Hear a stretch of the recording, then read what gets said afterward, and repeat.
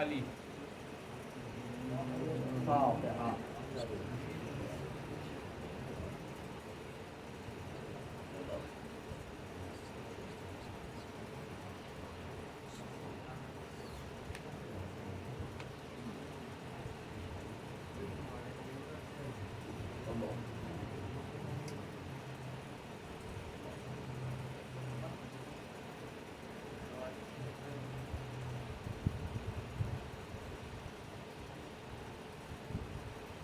ماشاء اللہ لا حول ولا قوة الا باللہ العلی العظیم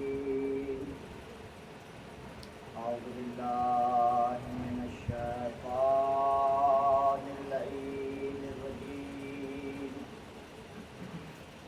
بسم اللہ الرحمن الرحیم الحمد للہ رب العالمین الحمد للہ الذی لا یشغلہ شان ولا یغیرہ زمان ولا یحویہ مکان ولا یصفہ لسان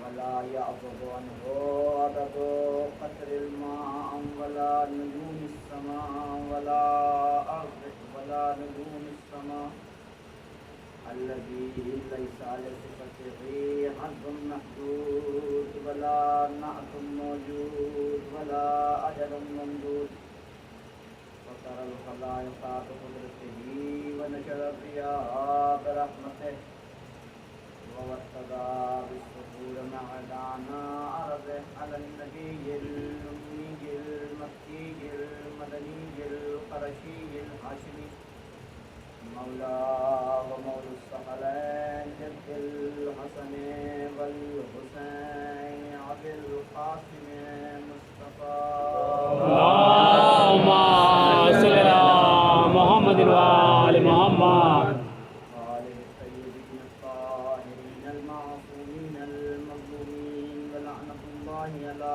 أعدائهم وقتلتهم وغاصب حقوقهم ومنكر فضائلهم ومصائبهم وعطشهم أجمعين أما بعد فقد قال سبحانه تبارك وتعالى في كتابه الكريم بسم الله الرحمن الرحيم والعصر إن الإنسان لفي خسر اللهم صل على محمد وآل محمد رات میں نے بات کرنی ہے کہ حسینی خیمے میں اگر 72 بھی ہوں تو لاکھوں کا مجمع ڈلتا ہے. تو اب حسینی خیمے میں کم سے کم اتنے تو ہیں کہ صلوات پڑھی جائے تو یہ گھر گونج سکتا ہے. صلوات کی جاتی پڑھنے کو اللهم صل على محمد وآل محمد. آپ کے حضور آپ کی خدمت میں قرآن مجید کا ایک بہت ہی چھوٹا سا سورہ کہ جس کی ایک آیت کی تلاوت کا شرف حاصل کیا اور آپ حضرات نے سماعت کی. بہرحال قرآن بھی ایک ایسا معجزہ ہے کہ جس کا نہ صرف پڑھنا بلکہ سننا اور نہ صرف سننا بلکہ دیکھنا بھی عبادت جو ہے. یعنی قرآن ایک ایسی کتاب ہے جتنے بھی صحیفے آئے، تورات آیا، انجیل آئی، زبور آئی اور بھی بہت سے صحیفے آئے، یہ تو میں نے آسمانی کتابوں کے نام لیے. ان ساری کتابوں میں جو سید الکتاب ہے وہ قرآن مجید ہے. ہر چیز کا ایک سید ہے، ہر چیز کا ایک سید ہوتا ہے. ایک بادشاہ ہوتا ہے، ایک رہنما ہوتا ہے جسے آپ کہیے، اسی کو سید کہتے ہیں، اسی کو سید کہتے ہیں. تو قرآن جو ہے تمام کتابوں کی سید ہے. جیسے اعمال کی سید نماز ہے، جتنے بھی اعمال ہمارے ہیں اس کی سید جو ہے وہ نماز ہے. اب آپ کہیں گے کہ یہ کہاں سے ثابت کیا؟ تو حدیثوں میں وارد ہوا کہ ان قبلت ما سوا ان ردت ما سوا، یعنی نماز ایک ایسا عمل ہے کہ جسے انسان اگر نہ کرے تو کوئی لینا دینا ہی نہیں ہے، سیدھا ایک جگہ ہے جو پروردگار عالم نے بنا رکھی ہے، توجہ ہے آپ کی۔ لیکن اگر انسان نماز ادا کر رہا ہے اس کے ساتھ ساتھ اور اعمال ادا کر رہا ہے، توجہ رکھیے گا میرے لیے، تو اگر نماز قبول ہو گئی تو اس کے سارے اعمال قبول ہو جائیں گے۔ اگر نماز قبول کر لی گئی تو اس کا مجلس میں آ کے بیٹھنا، اس کا گریہ کرنا، اس کی دوسری عبادتیں کرنا، یہ سب قبول کر لیا جائے گا۔ لیکن اگر عزیزان محترم نماز رد کر دی گئی تو گویا سارے اعمال بیکار ہیں، سارے اعمال فضول ہیں۔ معلوم ہوا کہ سید ہے، سید، اس کی مثال بس یوں ہی ہے، اپنے چھوٹے بھائیوں کے لیے دے دوں، اس کی مثال یوں ہی ہے کہ آپ کسی بینک میں جائیں اور مینیجر سے جا کے کہیں کہ حضور میرے کھاتے میں کتنا پیسہ ہے ذرا دکھا دیجئے مجھے، وہ کہے گا کھاتا نمبر بتاؤ۔ بھائی کھاتے میں پیسہ آپ کو اگر دیکھنا ہے، اپنا اکاؤنٹ چیک کرنا ہے تو اکاؤنٹ چیک کرنے کے لیے سب سے پہلے آپ کے پاس اکاؤنٹ نمبر ہونا چاہیے۔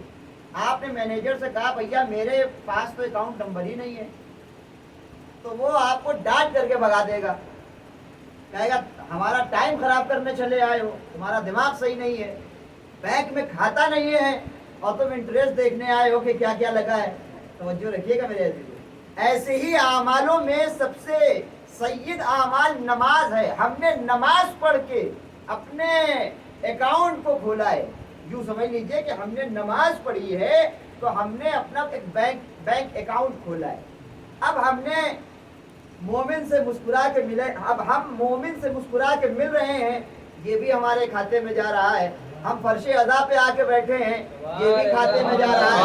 ہم ماتم حسین کے لیے ہاتھ اٹھا رہے ہیں، سینے پہ مار رہے ہیں، یہ بھی ہمارے کھاتے میں جمع ہو رہا ہے۔ ہم غم حسین میں بیٹھے ہوئے رو رہے ہیں، یہ بھی ہمارے کھاتے میں جا رہا ہے۔ ہم کسی سے ناراض بیٹھے ہیں اور اسے معاف کر دیا یہ سوچ کر کے کہ ہمارا پروردگار ہم سے خوش ہو جائے گا، یہ بھی ہمارے کھاتے میں جا رہا ہے۔ کوئی بیمار بیچارہ بیٹھا ہوا ہے، اس کی عیادت کے لیے چلے گئے، یہ بھی ہمارے کھاتے میں جا رہا ہے۔ کوئی جانور ہے جو پیاس سے جا بلب ہے، اسے لا کے پانی پلا دیا، یہ بھی کھاتے میں جا رہا ہے۔ لیکن عزیزان محترم، اب ایک انسان ایسا ہے کہ جس نے کبھی نماز ہی نہ پڑھی لیکن لوگوں کے ساتھ بڑے اچھے کام کرتا ہے، مجلس میں بھی آتا ہے، نوحہ بھی پڑھتا ہے، ماتم بھی خوب ہاتھ اٹھا کے کرتا ہے، لیکن عزیزان گرامی روز قیامت جب وہ جائے گا تو اس سے سوال کیا جائے گا، کیونکہ بعض مولوی حضرات ہی آتے ہیں اور منبر پہ آ کے جنت ایسے بانٹ دیتے ہیں کہ جیسے ان کے گھر کی جنت ہے۔ توجہ ہے کہ آپ بس ہمیں حسین میں آ جائیے، مجلس برپا کر لیجئے، ماتم کر لیجئے، جنت آپ کی پکی۔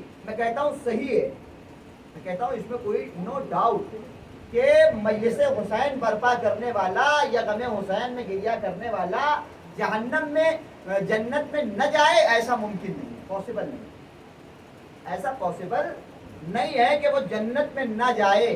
ہر عزادار کو جنت میں جانا ہے، لیکن کنڈیشن ہے۔ اب وہ کنڈیشن آپ کے سامنے پیش کر دیتا ہوں۔ اب آپ کا من ہے اور آپ کا اسلام ہے جو رسول کی طرف سے آپ تک پہنچا دیا گیا۔ ایک سلوات پڑھیے تو اللہم صلی اللہ محمد و آل محمد۔ رکھیے گا میرے عزیز، مثال کے طور پہ ہم نے زندگی بھر نماز نہیں پڑھی، بس عزاداری کی، اور یہاں تک کہ انتقال ہوا، چلے گئے۔ ہمارے کچھ دوست بھی تھے ہمارے ساتھ، وہ بھی میدان محشر میں، اب حساب ہو رہا ہے سب کا۔ مولا حسین سے ہمارا سامنا ہوا، کیونکہ شفیع تو وہی ہے ہمارے، ہم سب کے شفیع وہی ہیں، ہم سب کی شفاعت وہی کرائیں گے۔ سامنا ہوا، کیا لائے ہو؟ کہا مولا بہت ہی ہاتھ بلند کر کر کے ماتم کیا تھا آپ کا۔ کہا اور کیا لائے ہو؟ کہا مولا مجلس میں بہت بلند آواز سے رویا کرتا تھا۔ کہا اور کیا لائے ہو؟ کہا مولا آپ کی مجلسوں میں سب سے پہلے جا کے فرش اعلیٰ پہ بیٹھتا تھا۔ کہا اور کیا لائے ہو؟ کہا یہ سب تو ٹھیک ہے، یہ بتاؤ نماز لائے ہو؟ نماز؟ کہا مولا وہ کبھی موقع ہی نہیں ملا، وہ کہاں سے پڑھتا ہے؟ کہا اچھا ٹھیک کوئی بات نہیں، روزہ لائے ہو؟ کہا مولا بھوک برداشت نہیں تھی، وہ مسالے کی عادت ایسی پڑی تھی کہ چھوٹتی ہی نہ تھی، اس کی بنا پہ میں روزہ نہ رکھ سکا۔ توجہ رکھیے گا میرے عزیز۔ اچھا کبھی حج کیا؟ مولا استطاعت نہ تھی۔ کہا خمس ادا کیا تھا؟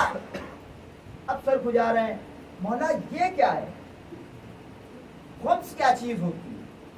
مجھے تو آج پتا چل رہا ہے کہ کوئی چیز خمس بھی ہے۔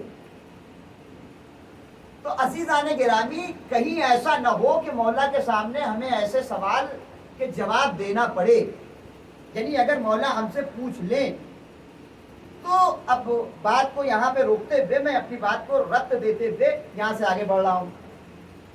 میدان محشر میں یہ سوال ہو گیا، اب لائن میں کھڑے ہوئے ہیں، چونکہ دامن اعمال میں کوئی چیز ہے ہی نہیں ہمارے کہ جو ہمیں جنت تک پہنچا دے۔ وہ ایک الگ میٹر ہے کہ مولا نے وعدہ کیا ہے کہ تم اپنے برزخ کا انتظام کر کے آؤ، کچھ کمی ہوئی تو ہم اپنے اعمال ملا دیں گے، یہ بات بالکل طے ہے، لیکن برزخ کا جو تیاری ہے وہ تو ہمیں ہی کرنی ہے، وہ تو ہمیں کرنی ہے، وہ ہمارے کردار کے اوپر ہے، وہ ہماری محنت کے اوپر ہے کہ ہم جہاں تک کر پائیں، لیکن کرنا تو ہے، جہاں تک کر سکیں کرنا ہے۔ لیکن عزیزان گرامی اب 4 دوست ہیں، وہ سب سارے لوگ جو ہے جنت کی طرف بڑھے۔ اب ضمیر احمد بھی ذرا سوچنے لگے کہ بھیا ہمیں بھی تو جنت ملنی ہی ہے، ہم پیچھے پیچھے چلے۔ فرشتوں نے روکا، ہو رکو، کہاں جا رہے ہو؟ کہا یہ سارے لوگ جا رہے ہیں، ہم بھی ان کے ساتھ ہمیشہ دنیا میں رہے اور ان کے ساتھ قدم سے قدم ملا کے آگے بڑھے اور ان کے ساتھ ہمیشہ رہے ہیں۔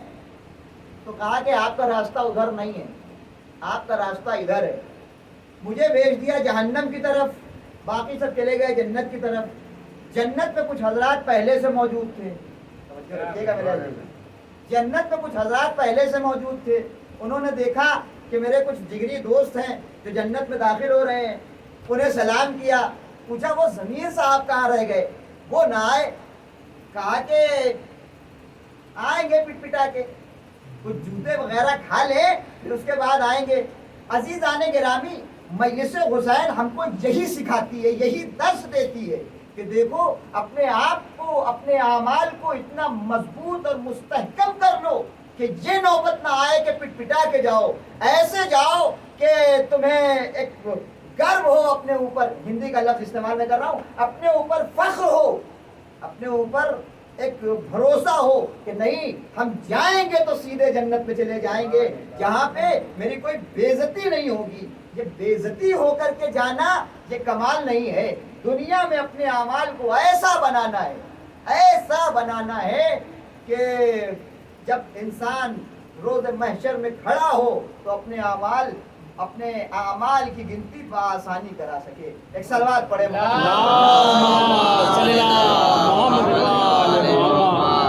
توجہ ہے، اپنے اعمال کو اتنا سنوارنا ہے۔ یعنی میں نے کبھی کسی مجلس میں یہ جملہ آپ کے سامنے رکھا تھا، تقوی الہی ہمارے اندر اس قدر ہونا چاہیے، اللہ کا تقوی ہمارے اندر اس قدر آ جانا چاہیے کہ پھر ہم سے کوئی مسٹیک نہ ہونے پائے، کوئی کجی نہ آنے پائے ہمارے عمل میں، کوئی گڑبڑی نہ ہونے پائے۔ اس لیے اور پھر تقوی کا معنی بھی میں نے آپ کے سامنے پیش کیا تھا بزبان رئیس الواعظین۔ تو تقوی کا معنی کیا پیش کیا تھا میں نے؟ یہی کہ تقوی اس شے کا نام ہے کہ اپنے آپ کو وہاں مت پریزنٹ کرو کہ جہاں پروردگار تمہیں نہیں دیکھنا چاہتا، اور اپنے آپ کو وہاں سے نہ ابسینٹ کرو کہ جہاں تمہیں پروردگار دیکھنا چاہتا ہے۔ یعنی جہاں تمہیں پروردگار دیکھنا چاہتا ہے وہاں پہ تم فہرست اول میں نظر آؤ، صفحے اول میں نظر آؤ، لیکن جہاں پروردگار تمہیں نہیں دیکھنا چاہتا وہاں آخری کی فہرست میں بھی نظر نہ آنا، وہاں سے دور رہنا، وہاں کی اس سب میں تمہارا نام نہیں آنا چاہیے، تمہارا کوئی ذکر نہیں ہونا چاہیے۔ کیوں؟ اس لیے کہ تم علی کے چاہنے والے ہو، تم حسین کے ماتمدار ہو، تم زہرا کی دعا ہو، تمہاری کوئی معمولی بساط نہیں ہے، تم بہت بڑی چیز ہو کہ جس کے لیے سیدہ نے دعا کیا ہے، سیدہ نے دعا کیا ہے پروردگار کوئی ایسی قوم پیدا کر دے کہ جو میرے حسین کا ماتم کرے۔ عزیزان گرامی میں نے آپ کے سامنے سورہ عصر کی ایک آیت کی تلاوت کا شرف حاصل کیا کہ جس میں پروردگار ارشاد فرما رہا ہے والعصر ان الانسان لفی خسر. والعصر، عصر کی قسم، ایک زمانہ، اس زمانہ عصر کی قسم. پروردگار قسم کھا رہا ہے. قسم ہم آپ بھی کھاتے ہیں، ایک قسم پروردگار بھی کھا رہا ہے. اور پروردگار نے نہ جانے کتنی قسم کھائی. قرآن کے اندر والشمس، سورج کی قسم کھائی، والقمر، چاند کی قسم کھائی. یہاں پہ عصر کی قسم کھا رہا ہے. میں بہت زیادہ آپ کا وقت نہیں لینا چاہتا، لیکن بہت جلدی سے اپنی بات آپ تک پہنچانا چاہتا ہوں کہ ہمارے چھوٹے بھائی بھی بیٹھے ہوئے ہیں اور رات کا ایک پہر گزر چکا ہے، لہذا میں آپ کا زیادہ وقت لینا مقصود نہیں ہے میرا. والعصر ان الانسان لفی خسر. قسم ہے زمانہ عصر کی کہ انسان گھاٹے میں، انسان گھاٹے میں. قرآن کہہ رہا ہے، کسی مولوی کا بیان نہیں ہے، کہ قرآن کا بیان ہے کہ انسان گھاٹے میں ہے اور پروردگار قسم کھا کے کہہ رہا ہے. اب انسان پریشان ہو گیا، بھیا ہماری نماز کہاں گئی، ہمارا روزہ کہاں گیا، ہماری عزاداری کہاں گئی، ہمارا لوگوں سے ہنس ہنس کے ملنا کہاں گیا، ہمارا صلہ رحم کہاں گیا، ہماری فلاں نیک عمل کہاں گیا، فلاں نیک عمل کہاں گیا. یہ ساری چیزیں اب انسان سوچ رہا ہے. لیکن عزیزان گرامی، پروردگار کی بارگاہ میں ہاتھ جوڑیے اور سوال کیجئے، پروردگار تمام انسان گھاٹے میں ہے تو فائدے میں کون ہے؟ تو فائدے میں کون ہے؟ اس لیے کہ جب سب انسان گھاٹے میں ہے تو فائدے میں بھی تو کوئی ہونا چاہیے. کیا فائدے نام کی کوئی چیز نہیں ہے؟ کہا نہیں، ذرا سا قرآن کو آگے پڑھو، اسی آیت کے آگے بڑھ جاؤ. اللہ کی شرط لگا کے پروردگار آواز دے رہا ہے الا الذین آمنوا وعملوا الصالحات. سوائے ان لوگوں کے کہ جو ایمان لے آئے، آمنو ایمان لے آئے، وعملوا الصالحات اور جو اچھے اچھے عمل کرتے ہیں. ایک صلوات پڑھے محمد محمد.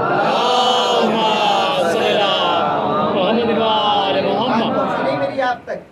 پروردگار یہاں پہ یہ بات کہہ رہا ہے کہ عصر کی قسم ہے انسان گھاٹے میں. عصر کی قسم ہے انسان گھاٹے میں ہے. گھاٹے میں کون نہیں ہے؟ وہ انسان کے جو ایمان لے آئے اور اچھے اچھے اعمال کریں، وہ انسان گھاٹے میں نہیں ہے.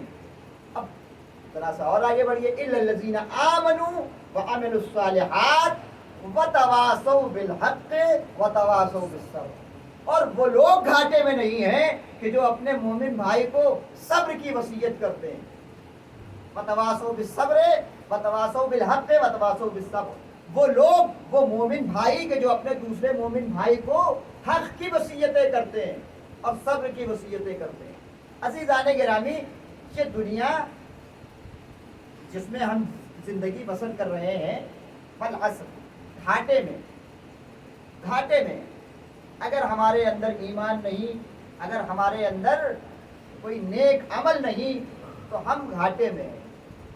تو معلوم کیا ہوا کہ عصر کی قسم کھا کے پروردگار یہ بات کہہ رہا ہے کہ تم گھاٹے میں ہو، فائدے میں آنا ہے تو تمہیں اپنے کردار کو سنوارنا پڑے گا. سب سے بڑی چیز، ایک سلوات پڑھی محمد والے محمد. سب سے بڑی چیز جو ہے نا وہ حسد ہے. حسد، بغض، عناد، تکبر. ٹھیک ہے، کسی دن انشاءاللہ موقع ملا تو اس تکبر کے اوپر بھی آپ کے سامنے میں مجلس پیش کروں گا. لیکن آج جو میں ایک میسج کے طور پہ اپنے چھوٹے بھائیوں تک دینا چاہتا ہوں، اس لیے کہ یہ فیوچر ہے ہماری زندگی اور ہماری بات کی زندگی کے یہی فیوچر ہے، یہی مستقبل ہے. ان کا مستقبل اچھا ہو گیا تو ہماری قوم کا مستقبل تو بہت اچھا ہو جائے گا. ہم نے حال بنانے کی کوشش کی، انہیں مستقبل بنانا ہے. توجہ ہے؟ تو میں ان کے لیے جو ہے وہ بات کہہ رہا ہوں. سب سے بری چیز انسان کے اندر اگر کوئی چیز ہے تو وہ حسد ہے. حسد کے لیے حدیث میں وارد ہوا کہ حسد ایک ایسی بیماری ہے، ایسی بیماری کہ جو انسان کو اندر سے ایسے کھاتی ہے کہ جیسے آگ لکڑی کو کھا جائے. نہیں، مثال شاید آپ تک نہیں پہنچی اور آسان کرتا ہوں. حسد انسان کو ایسے کھا جاتی ہے کہ جیسے لکڑی کو دیمک کھا جاتا ہے. اب بات پہنچ گئی کہ جیسے لکڑی کو دیمک کھا جاتا ہے. دیمک کیسے کھاتا ہے؟ دیمک اندر سے لکڑی کو کھا جاتا ہے, اوپر سے لکڑی ویسے ہی دکھتی ہے. انسان ویسا ہی دکھ رہا ہے, لیکن انسان کو حسد اندر سے کھاتا چلا جاتا ہے. اندر اس کے کچھ نہیں بچا ہے, نہ اس کے اندر ایمان بچا ہے, نہ اس کے اندر خدا کا خوف بچا ہے, نہ اس کے اندر جو ہے جسے کہیے کہ صلہ رحم کا جذبہ بچا ہے. کوئی چیز نہیں ہے. جو کچھ وہ کرنا چاہتا ہے وہ دکھاوے کے لیے, کہ ہمارا ایک کلپ بن جائے, لوگ اسے دیکھ لیں, میرا نام ہو جائے, میری شہرت ہو جائے, مجھے لوگ پہچانے. جو کام بھی کرے گا, کسی غریب کے ہاں اگر کوئی غلہ بھی پہنچا رہا ہے, کوئی سامان چھوٹے سے چھوٹا سامان دے رہا ہے, تو اپنے ساتھ کیمرے مین کو لیے ہوئے ہے, ذرا کلپ بناؤ. اب ساتھ میں دے رہا ہے اور کلپ بن رہی ہے, اور کلپ یوٹیوب پہ ڈالی جا رہی ہے, انسٹاگرام پہ ڈالی جا رہی ہے. یہ ساری چیزیں اس کو سمجھ میں نہیں آتا, اس لیے کہ وہ حسد کی بیماری میں چل رہا ہے, وہ حسد کی بیماری میں چل رہا ہے. اور حسد کی بیماری انسان کو ہوتی ہے. اگر کوئی آپ سے حسد کرے تو آپ کو اپنے اوپر فخر کرنا چاہیے. کیا فخر کرنا چاہیے؟ فخر یہ کرنا چاہیے کہ میرے اندر کوئی ایسی خوبی ہے کہ جس سے وہ جل رہا ہے. اس لیے کہ باکمال آدمی سے جلا جاتا ہے, بے کمال آدمی سے کوئی نہیں جلتا. ضمیر احمد کو مجلس پڑھنا ہی نہیں آتا تو کوئی خطیب مجھ سے کیوں جلے گا؟ توجہ رکھیے گا میرے عزیز. لیکن اگر ضمیر احمد ایک خطیب ہو جائیں تو اب ظاہر سی بات ہے کہ جو مجلس پڑھنا نہیں جانتا اور مجلس پڑھنا چاہتا ہے, خدا نہ کرے اگر شیطان کے شکنجے میں پھنس گیا تو وہ بغض کرے گا. تو جب انسان کے اندر کوئی کمال ہوتا ہے تب دوسرا انسان اس سے جلتا ہے, اور پھر جلنے میں کیا ہوتا ہے؟ اپنا ہی نقصان کرتا ہے. نقصان کیا کرتا ہے؟ اچھا فلاں صاحب کا جو ہے گھر جو ہے وہ ایک تلہ بن چکا ہے. اب یہ سوچ رہا ہے کہ اسے گرایا کیسے جائے, اسے ڈھایا کیسے جائے, اسے برباد کیسے کیا جائے. یہاں تک کہ اس نے دوسرا مالا بنوا لیا, ایک تلہ اور بن گیا اس کا. اب یہ سوچ رہا ہے کہ اب یہ دیکھو انہوں نے تو اور بنوا لیا. اس کی ترقی سے اس کی گورنمنٹ جاب لگ گئی, گورنمنٹ جاب لگ گئی, اچھی جگہ شادی ہو گئی. یہ کیا ہو گیا؟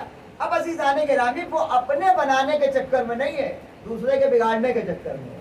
مسئلہ یہ ہوا کہ وہ اپنا بنانے کی نہیں سوچ رہا تھا, دوسرے کی بگاڑنے کی سوچ رہا تھا. اسی لیے وہ جہاں کا تہاں رہ گیا, جو بڑھنے والا تھا وہ بڑھتا چلا گیا. اس نے اپنی حسد کے چکر میں اپنا ہی نقصان کیا ہے, اس کا تو فائدہ ہوتا چلا گیا. ایک صلوات پڑھے محمد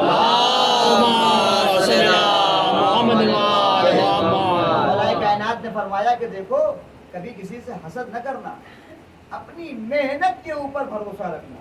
اپنی محنت, تمہیں جو محنت کر کے تم کو جو تمہاری محنت عطا کر سکتی ہے وہ حسد کچھ نہیں دے سکتا. حسد جو تمہارے پاس ہے وہ بھی ختم کر دے گا. عزیزان گرامی والعصر ان الانسان لفی خسر, قسم ہے عصر کی کہ انسان گھاٹے میں ہے. تو کون انسان گھاٹے میں ہے؟ وہ انسان گھاٹے میں ہے تو یہ صرف دنیا کے چکر میں پڑے, دنیا کے کام کر رہے ہیں دکھانے کے لیے لوگوں کو. وہ لوگ گھاٹے میں نہیں ہیں کہ جو اپنا آخرت کے لیے بھی کچھ کام کر رہے ہیں. اس کی ایک چھوٹی سی مثال دیتا ہوں اور ربط مسائل انشاءاللہ. ایک سلوات پڑھے محمد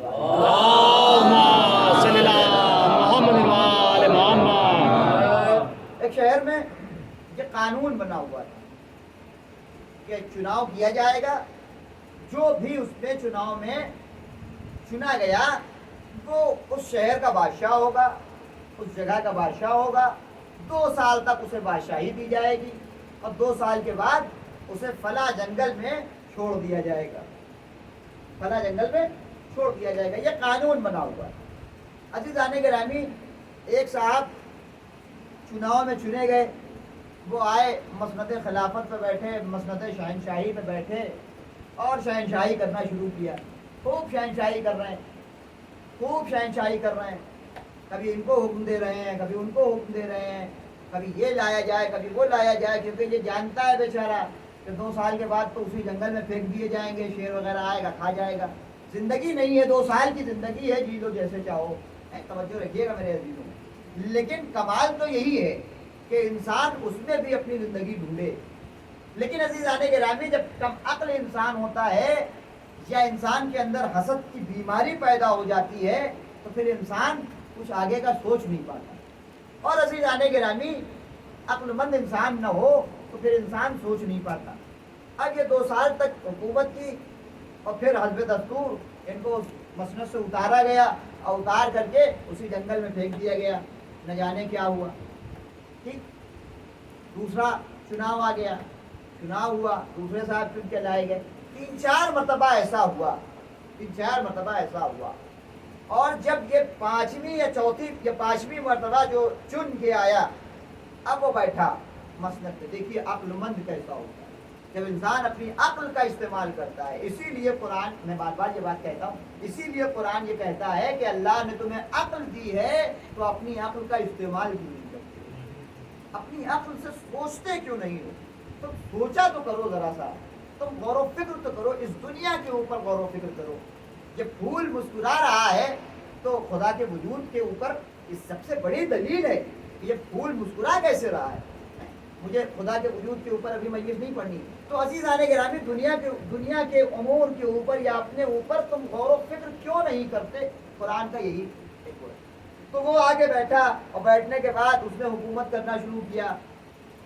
اب اس نے ایک دن بیٹھے بیٹھے اچانک سے اس کے ذہن میں آیا کہ بھائی 2 سال کے بعد ہم فلاں جنگل میں پھینکوا دیے جائیں گے، اب وہ جنگل دیکھ کے تو آئیں کہ کیسا ہے۔ انہوں نے اپنے ساتھیوں کو لیا، سپاہیوں کو لیا، فوجداروں کو لیا اور لے کے چلے۔ اب وہاں پہنچے تو دیکھا بڑا بھیانک جنگل۔ اس نے سوچا کہ یہاں پھینکوائے جائیں گے تو 4 دن ہم زندگی نہ جی پائیں گے، ہم تو رات پھینکوائے گئے تو صبح تک ختم ہو جائیں گے، صبح پھینکوائے گئے تو شام تک ختم ہو جائیں گے، یہاں تو ہماری زندگی ہی نہیں ہے۔ تو اس نے سوچنا شروع کیا کہ کیا کیا جائے، آئیں گے تو یہیں، آئیں گے تو یہیں۔ تو اس نے اس 2 سال کے عرصے میں بلایا انجینئر اور اسے لے جا کے وہ جنگل دکھایا کہ دیکھو یہاں پہ ایک محل تیار کرنا ہے، توجہ رکھیے گا میرے لیے، دیکھو یہاں پہ ایک محل تیار کرنا ہے، ایک بہترین سا گھر تیار کرنا ہے۔ اب وہ انجینئر لگا ہوا ہے، اس نے نقشہ پاس کیا، مزدور آئے، مستری آئے اور کام شروع ہو گیا۔ یہ 2 سال حکومت کر رہے ہیں اور ادھر کام چل رہا ہے۔ اور عزیزان گرامی، کچھ دن باقی تھے کہ وہ کام کمپلیٹ ہوا اور ان کو بلایا گیا کہ آ کے ذرا دیکھ لیجیے کہ کیسا بنا ہے۔ اب یہ گئے تو انہوں نے جب دیکھا تو انہیں بڑا مزہ آیا کہ واہ، بہترین سا گھر بنا ہوا ہے، بہترین سا محل ہے، بہت اچھا، بہت اچھی جگہ ہو گئی۔ جو کل تک جہاں انسان جانے میں ڈرتا تھا، آج وہاں انسان رات کے پہر میں بھی پہنچ جائے۔ تو عزیزان گرامی، جب 2 سال پورا ہوا تو جب ان کو ہٹایا گیا اور وہ جو حاکم تھا، جو مین حاکم تھا، جس نے ان کو بنایا تھا، اس نے جب کہا کہ آپ کا بھی وقت آ گیا ہے، آپ کو بھی پھینکا جائے گا، تو یہ بڑا مسکراتے ہوئے کہنے لگے کہ ہاں بالکل، میں جانے کے لیے تیار ہوں۔ تو ایک مرتبہ وہ چونکا کہ ارے یہ کیا ہو گیا، کیونکہ اس کو تو خبر نہیں ہے کہ یہ سب کچھ بنوا لیا انہوں نے۔ تو عزیزان گرامی، وہ چونکا، وہ کہنے لگا کہ اب تک جتنوں کو میں بھیجتا تھا ان سب کا چہرہ اترا ہوا ہوتا تھا، سب روتے تھے کہ مجھے بخش دیا جائے، مجھے چھوڑ دیا جائے، لیکن قانون تو قانون ہے، قانون پہ تو عمل کرنا ہے۔ لیکن آپ پہلے ایسے بادشاہ ہیں کہ جو اپنی مسند چھوڑ رہے ہیں اور وہاں جانے کے لیے بہت ہی اتاولے ہو رہے ہیں اور خوش ہیں، آپ کے چہرے پہ کوئی خوف نہیں دکھائی دے رہا ہے، یہ کیا وجہ ہے؟ تو انہوں نے کہا کہ آئیے آپ بھی۔ تو وہ جب گئے تو کیا دیکھا کہ بہترین محل ہے۔ تو عزیزان گرامی، پروردگار ہم سے اس سورے میں یہی کہنا چاہتا ہے کہ اس دنیا میں آئے ہو تو اس دنیا کی رنگینیوں میں گم نہ ہو جانا، اپنے آخرت کے لیے کچھ نہ کچھ بھیجتے رہنا، تاکہ وہاں جانے کے بعد ایسا نہ ہو کہ جہنم کا گم اندھیرا ملے، جنت کی بو تک نہ ملے۔ ایک سلوات پڑھے محمد صلی اللہ محمد وہاں کے لیے انتظام کرنا۔ یہاں پہ انسان سوچے، انسان کو اللہ نے عقل دی ہے، انسان سوچے یہاں پہ آنے کے بعد انسان کیسا زندہ رہے۔ آج کل کی لائف بہت کم ہو گئی ہے، 60 سال 70 سال، بہت سے بہت 80 سال، اس سے زیادہ تو نہیں جی رہے آج کے لوگ۔ پہلے کے زمانے کے لوگ تھے کہ جو سینچریز پوری کیا کرتے تھے، لیکن اب تو سینچری تک کوئی وہی نہیں ہے۔ 60 سال 70 سال میں انسان ختم ہو جا رہا ہے۔ تو 60-70 سال اگر انسان تکلیف میں بھی گزار لے تو باقی کی جو ابدی زندگی ہے وہ اس کی کامیاب ہے۔ یعنی انسان، میں یہ نہیں کہتا کہ انسان دنیا میں نہ بنائے، دنیا میں بنائے لیکن کسی کا حق مار کے نہ بنائے، کسی کا حق مار کے نہ بنائے۔ انسان یہ سمجھتا ہے کہ میں جو 5,000 کما رہا ہوں، میں جو 10,000 کما رہا ہوں، میں جو 50,000 کما رہا ہوں، یہ میں اپنی محنت سے کما رہا ہوں، میں چاہے جہاں خرچ کروں۔ نہیں عزیزوں، اس میں آپ کے غریب رشتہ داروں کا بھی حق ہے، آپ کے پڑوسیوں کا بھی حق ہے، آپ کے بہن کا بھی حق ہے۔ اس میں اس جو پیسہ آپ کما رہے ہیں اس میں سب کا حق ہوتا ہے، اس میں صرف آپ کا حق نہیں ہے۔ آپ کو لگ رہا ہے کہ میں اپنی محنت سے کما رہا ہوں، لیکن شریعت یہ نہیں کہتی، شریعت یہ کہتی اس میں سب کا حق ہے، سب کا حق دیتے رہنا۔ عزیزان گرامی، اس کا بھی حق ہے اس میں کہ جو کبھی کبھار آپ کے یہاں مہمان آ جاتے ہیں ان کا بھی حق ہے کہ ان کا صحیح اہتمام کیا جائے۔ اس کو ایک رات جو آپ کے یہاں آ کے رکے اس کو کسی طریقے کی کوئی اذیت نہ ہونے پائے۔ عزیزان گرامی، بہت سے حضرات ایسے بھی ہیں دنیا میں کہ جو مہمان کے نام پہ 1000 روپے یا 500 روپے نکال کے کنارے رکھتے ہیں کہ مہمان آئے گا تو اس کے اوپر خرچ کیا جائے گا۔ تو عزیزان گرامی، ان کی دولت میں اللہ برکت بھی دیتا ہے۔ انسان جیسے خرچ کرتا ہے ویسے ہی اللہ برکت دیتا ہے۔ تو عزیزان گرامی، کہنے کا ماحصل اور مقصد صرف اور صرف یہ تھا کہ انسان دنیا کی رنگینیوں میں اپنے آپ کو گم نہ کرے، اپنے آخرت کے بارے میں بھی سوچے کہ جہاں اس کو ہمیشہ رہنا ہے۔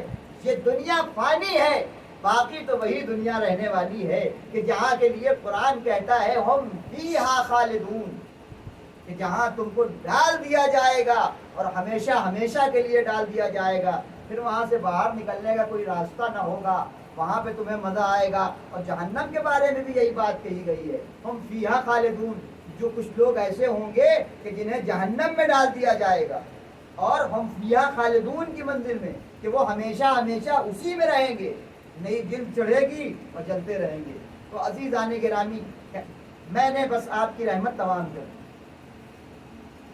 چھوٹی موٹی بات تھی جو میں نے اپنے بھائیوں کے لیے عرض کی۔ لیکن عزیزان گرامی، والعصر ان الانسان لفی خسر، یہ قرآن کی لفظیں ہیں جس میں پروردگار یہ بات کہہ رہا ہے کہ انسان گھاٹے میں ہے، سوائے ان کے کہ جو ایمان لے آئے اور اچھے اعمال کرتے ہیں اور حق کی وصیت کرتے ہیں اور صبر کی وصیت۔ اور یہ وصیتیں کرنے والے ہمیں کربلا کے میدان میں نظر آئے کہ جنہوں نے حق کی وصیتیں بھی کی اور صبر کی وصیتیں بھی کی، کیسے کیسے جانثار ہیں۔ عصر عاشور، صبح عاشور، یہ جنگ شروع ہوئی۔ اور عزیزان گرامی، مقتل لکھتا ہے کہ جب ایک شہید گھوڑے سے گرتا تھا اور دوسرا جانباز، دوسرا سپاہی جب اسے جاتا تھا اٹھانے کے لیے، اس کی مدد کے لیے، تو وہ ہاتھ پکڑ کے یہی کہتا تھا، دیکھو جب تک تمہاری جان میں جان ہے نا، حسین کی طرف ایک تیر نہیں آنا چاہیے۔ وہ یہی وصیت کرتا تھا اور یہی حق کی وصیت کرتا تھا اور صبر کی وصیت کرتا تھا۔ دیکھو آخر دم تک حسین کے ساتھ رہنا۔ عزاداروں، آج 4 محرم ختم ہو گئی، آج کے دن ہمارے بزرگ جناب حر جری کا مصائب پڑھا کرتے ہیں، لیکن میں چاہتا ہوں کہ حر کے لال کا مصائب پڑھا جائے۔ ہاں عزاداروں، حر کون ہے؟ وہی ہے جو مقام حسن پہ امام حسین کے گھوڑے کے اوپر لجام فرس پہ ہاتھ ڈالا تھا اور امام حسین نے ایک جملہ کہا تھا، اے حر تیری ماں تیرے ماتم میں بیٹھے، اے حر तेरी माँ तेरे मातम में बैठे। हुर ने जुमला कहा, मौला अगर आप सैयदा के लाल ना होते तो शायद मैं भी आपके लिए ऐसा ही कोई लफ्ज इस्तेमाल करता। लेकिन अजीजों फिर हुर वहां पे मिला था, इस हालत में मिला था कि हुर के पास पीने के लिए पानी नहीं था। लश्कर पड़ा हुआ है, पानी नहीं है, लश्कर तड़प रहा है, लश्कर प्यास से जाँ बलब है। अज़ादारों, इमाम हुसैन ने एक मरतबा आवाज दी, अब्बास, ऐ मेरे सक्का अब्बास, जरा इनको पानी न पिलाओगे? देखते नहीं हो इनकी जान प्यास से निकलने वाली है। अज़ादारों, जनाबे अब्बास ने मशकीज़ा उठाया, जनाबे कासिम ने मशकीज़ा उठाया, जनाबे अली अकबर ने मशकीज़ा उठाया। एक एक प्यासे के पास जाते हैं, पानी पिलाते हैं। रावी कहता है, ये कौन लोग हैं, ये कौन लोग हैं जो अपने दुश्मनों के ऊपर इतना मेहरबान हुए जा रहे हैं।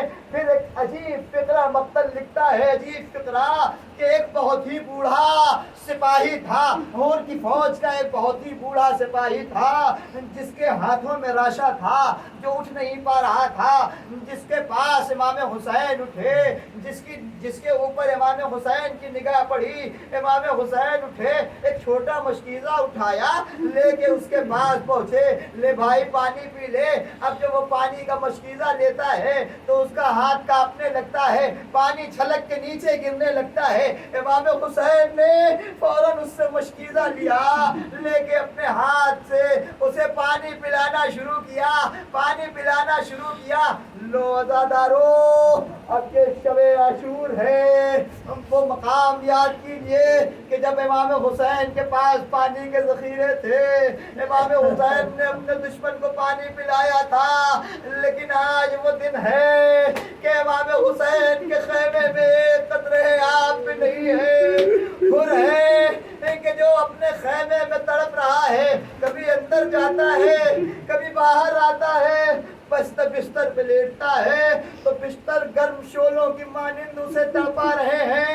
वो एक मर्तबा उठ के बैठ गया, फिर आके बाहर टहलने लगा, पानी पीना चाहता है तो पानी हलक में अटक रहा है, फिर बाहर आया, टहलने लगा। खुद का बेटा कहता, बाबा अगर मुझसे कोई पूछता ना कि सबसे बहादुर कौन है तो मैं आपका नाम लेता। इसलिए नहीं कि मैं आपका बेटा हूँ, इसलिए नहीं कि आप मेरे बाबा हैं, नहीं, बल्कि मैं जानता हूँ, पूरी दुनिया जानती है, पूरा लश्कर जानता है कि आपसे ताकतवर इस इब्ने ज़ियाद की फौज में कोई नहीं है, कसरे साद की फौज में आपसे बहादुर कोई नहीं है। हजरत मिन ज़हरा, खुदा आपको किसी गम में न रुलाए सिवाय गमे आले मोहम्मद के। लो अज़ादारों, और कहता है कि इस इस्तिराब का सबब जानना चाहते हो, ज़रा मेरे पास आओ, ज़रा नशेब में जाके आवाज़ सुनो, कोई आवाज़ सुनाई दे रही है। हुर का बेटा आता है, नहीं बाबा कोई आवाज़ नहीं सुनाई देती, ज़रा बेटा 2-3 कदम आगे बढ़ जाओ और आगे बढ़ के ज़रा सा आवाज़ सुनो। हुर का बेटा 3-4 कदम आगे बढ़ा, अरे आप जो आवाज़ सुनी मुंह को पीटता हुआ आया बाबा। कुछ छोटे छोटे बच्चे हैं जो हाय प्यास अलतश की सदाएं बुलंद कर रहे हैं। हजरत मिन ज़हरा, खुदा आपको किसी गम में न रुलाए बेटा, जानते हो इन आवाज़ों का जिम्मेदार कौन है? ये तुम्हारा बाबा है, यही हुर्र दिलावर है जो इन आवाज़ों का जिम्मेदार है। फिर बाबा क्या इरादा है? इमाम हुसैन की खिदमत में जाना चाहता हूँ। मुझे एक तरफ पस्ती का अंधेरा दिख रहा है, एक तरफ उजाला दिख रहा है, मैं उजाले की जानिब जा रहा हूँ। वो सैयदा का लाल है, मुझे यकीन है कि वो मुझे माफ कर देंगे। लो अज़ीज़ों, सुबह दहम नमूदार हुई, हुर घोड़े पे सवार हुआ, घोड़े पे सवार होके पेड़ लगाना ही चाहता है कि एक मर्तबा हुर का बेटा दामनगीर हुआ, हाथों को जोड़ लिया, बाबा क्या मुझे छोड़ के चले जाएंगे? अली अकबर के सदक़े में मुझे भी ले चलिए। ए बाबा, अली अकबर के सदक़े में मुझे भी ले चलिए। कहा बेटा आ जाओ मेरे लाल, मेरी जान तुम पे निसार हो जाए, आ जाओ मेरे लाल, तुमने अपने बाप को सुरखरू किया। लो ज़ादारो, एक मर्तबा हुर लेके चला अपने बेटे को, चलना ही चाहता है। एक छोटा भाई आ जाता है, भैया क्या मुझे छोड़ के चले जाएंगे? मैं हजरत अब्बास से आपकी शिकायत करूंगा कि जब आप उजाले की तरफ जा रहे थे तो मुझे अंधेरे में छोड़ के चले गए। नहीं नहीं मेरे भाई चले आओ। लो अज़ादारो, चलना ही चाहते हैं कि गुलाम ने आवाज दिया, कहा अरे जाओ उनके सदक़े में मुझे भी ले चलिए। आका जो उनके सदक़े में मुझे भी ले चलिए। लो जी लो, एक छोटा सा काफिला है जिसका सिपाही सालार हो रहा है, ये छोटा सा काफिला चला। देखो देखो, जब मैं हुसैन के क़ैमे से करीब हो जाऊं तो मुझे आगाह कर देना। उनका हाल ये है, आंखों पे पट्टी बंधी हुई है, हाथ रूमाल से बंधे हुए हैं। लो ज़ादारो, खुद चला, चंद कदम बढ़ा था एक मर्तबा ख़याम हुसैनी में तमाम जाबाज सिपाही खड़े हो गए। आका आका, यजीदी खैमे की तरफ से गर्द नमूदार हो रही है, लगता है जंग की तैयारी है। इमाम हुसैन ने कहा नहीं नहीं बैठ जाओ, कोई जंग की तैयारी नहीं है, वो मेहमान, मेरा एक मेहमान है जो आना चाहता है। अब्बास अब्बास जरा उठो, इस्तेक़बाल के लिए बढ़ो। अली अकबर, क्या चचा की मदद के लिए न जाओगे? जनाबे अली अकबर आगे बढ़े। अब जो हुर के बेटे ने देखा, आवाज दी अल्लाहु अकबर, अल्लाहु अकबर। बेटा अभी तो हम चंद कदम चले हैं, अभी तो हुसैनी खैमे बहुत दूर हैं कि अल्लाहु अकबर की सदा क्यों बुलंद कर रहे हो? अज़ादारो, हुर का बेटा कहता है बाबा हम शबी है पैगंबर, अली अकबर आपकी ज़ियारत के लिए आ रहे, आपके इस्तेक़बाल के लिए आ रहे हैं। हुर्रारो कतार रोना शुरू करता है। चंद कदम आगे बढ़े थे, एक मर्तबा हुर का बेटा फिर कहता है अल्लाहु अकबर। बेटा ये दूसरी मर्तबा तकबीर का क्या मतलब है? आवाज दी बाबा, अरे अब्बास अलमदार, अब्बास दिलावर आपके इस्तेक़बाल के लिए। हुर के गिरिया और बढ़ा, आगे बढ़े। अब बड़े ही कर्म के अंदाज में उनका बेटा नारे तकबीर बुलंद करता, अल्लाहु अकबर।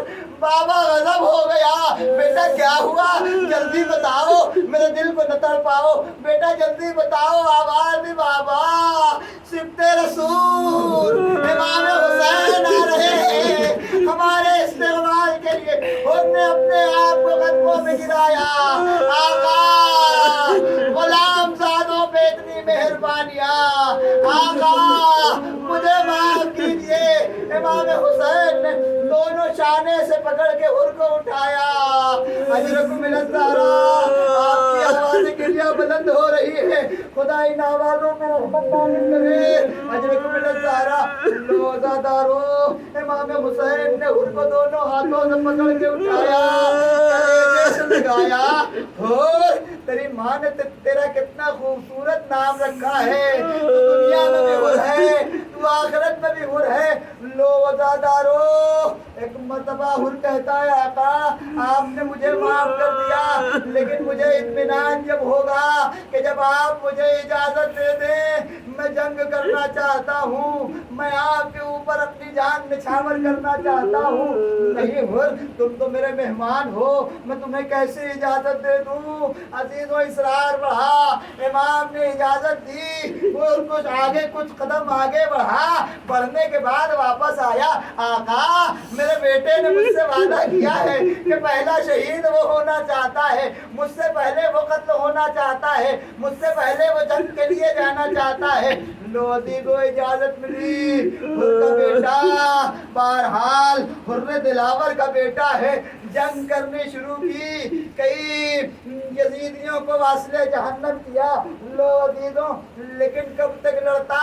लड़ते लड़ते एक मर्तबा کسی شقی نے وار کیا، حر کا بیٹا گھوڑے سے زمین پہ آیا، آواز دی، بڑی معرفت میں ڈوبا ہوا بیٹا ہے، سب سے پہلے آواز دی، السلام علیکم یا ابا عبداللہ، اے صدق رسول آپ پہ میرا سلام ہو۔ آواز کے بعد آواز دی، بابا میری مدد کے لیے آئیے، اور تیر کی مانند سنسناتا ہوا مقتل کی جانب چلا۔ عبداللہ اپنے بیٹے کے پاس پہنچا، کیا دیکھا؟ امام حسین کا زانو ہے، حر کے بیٹے کا سر ہے جو حسین کے زانو پہ رکھا ہوا ہے، ہاتھوں کو جوڑ لیا۔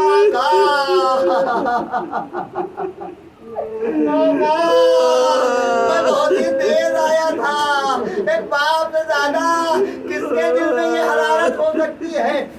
میں اپنے بیٹے کے لیے بہت ہی تیز چل کے آیا تھا، لیکن آپ مجھ سے پہلے آ گئے۔ ایک مرتبہ حسین نے کہا کہ اے حر، میں بھی صاحب اولاد ہوں، اولاد کے جانے کا درد مجھے بھی پتا ہے۔ اے حر تو چلا جا، جائز نہیں کہ نوجوان کے لاشے پہ بوڑھا باپ آئے، بوڑھا باپ جوان بیٹے کی میت اٹھائے۔ لو عزیزوں، امام حسین نے حر کو رخصت کیا۔ میں کہوں گا اے حسین، عصر عاشور کوئی مددگار نہ ہوگا، آپ آواز دے رہے ہوں گے، آپ کا یہی کڑیل جوان علی اکبر ہوگا، ایڑیاں رگڑ رہا ہوگا، سینے میں برچھی کھیلی ہوگی، آواز دے اے بنی اسد کے بچوں آؤ، آؤ ذرا میرے لال کی میت مجھ سے نہیں اٹھتی۔ ایک بہن در خیمہ سے دیکھ رہی ہوگی، آواز دے گی بھیا، ارے اکبر کا جنازہ ہے، بھیا سے نہ اٹھے گا، میں پالنے والی ہوں، گودی میں اٹھا لوں گی۔ وَسَيَعْلَمُ الَّذِينَ ظَلَمُوا